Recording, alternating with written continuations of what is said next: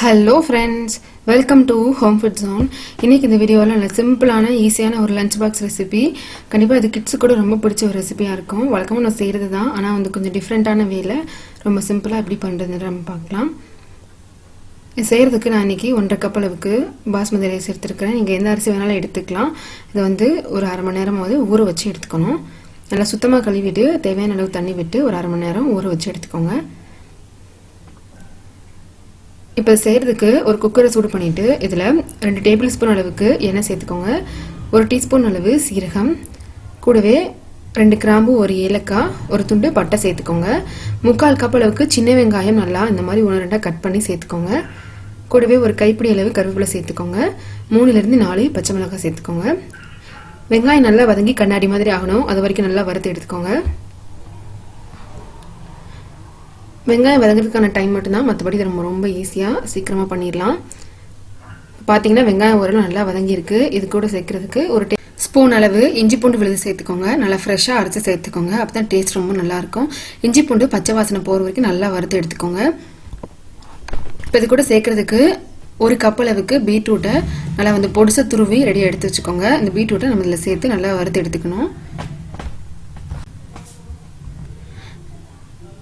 Medium ஃப்ளேமில் வச்சு ஒரு 3லேருந்து 4 நிமிஷம் வரைக்கும் நல்லா கைவிடாமல் இந்த மாதிரி வறுத்து எடுத்துக்கோங்க.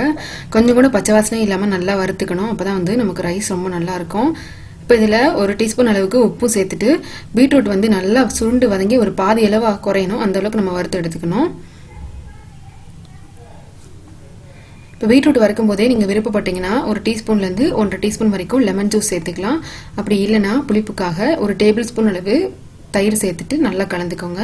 நீங்கள் லஞ்சு கொடுத்து விட்றீங்கன்னா கண்டிப்பாக தயிரோ இல்லைனா லெமன் ஜூஸோ சேர்த்து பண்ணுங்கள், அப்போ தான் ரொம்ப நல்லாயிருக்கும்.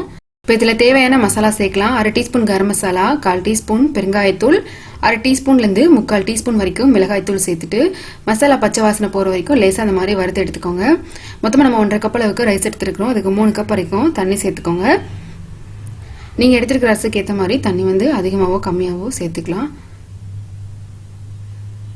நல்லா தண்ணி கொதிச்சு வர ஆரம்பிச்சிருக்கு. இந்த சமயத்தில் நம்ம ஊற வச்ச அரிசியை தண்ணியில் நல்லா வடிச்சிட்டு இதில் சேர்த்துக்கலாம். ஒரு தடவை நல்லா மிக்ஸ் பண்ணி விட்டுட்டு குக்கரை மூடி வச்சு கரெக்டாக ஹை ஃப்ளேமில் 2 விசில் விட்டு எடுத்துகிட்டு வந்துடுங்க. 2 விசில் வந்து ப்ரெஷர்லாம் நல்லா ரிலீஸ் ஆனதுக்கப்புறமா குக்கரை நம்ம திறந்து பார்க்கலாம்.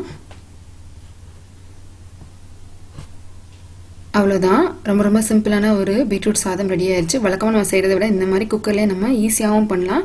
டேஸ்ட்டும் நல்லா டிஃப்ரெண்ட்டாக ரொம்ப ரொம்ப நல்லாயிருக்கும். இதில் நல்லா 2 டேபிள் ஸ்பூன் அளவு வேர்க்கடலையை ஃப்ரெஷ்ஷாக வறுத்து சேர்த்துக்கோங்க. நல்லா இந்த மாதிரி அரிசி உடையாமல் கீழேருந்து மேலே இந்த மாதிரி கிளறி விட்டுக்கோங்க. லஞ்ச் பாக்ஸில் பேக் பண்ணி கொடுக்கறதுக்கு ரொம்ப ரொம்ப நல்லாயிருக்கும்.